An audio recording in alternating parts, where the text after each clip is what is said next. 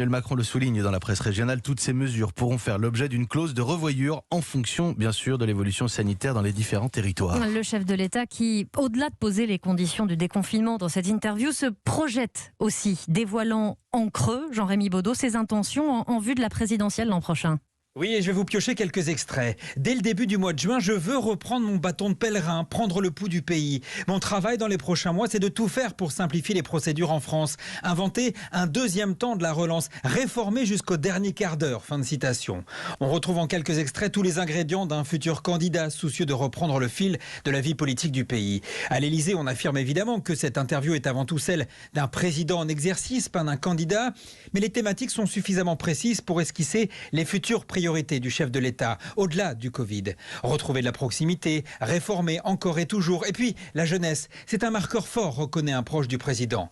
Emmanuel Macron, à 1 an de la présidentielle, un conseiller issu de la droite le reconnaît, le risque, c'est la fin de règne. Sarkozy était devenu frileux et conventionnel. C'est donc tout l'inverse que tente d'annoncer Emmanuel Macron. Encore faut-il que le Covid lui permette d'aller au bout de ses projets. Oui, et d'ailleurs, l'Organisation mondiale de la santé met en garde les dirigeants européens alors que l'Irlande et le Portugal se préparent aussi à assouplir leurs restrictions. L'OMS assure que la situation en Inde peut se produire n'importe où.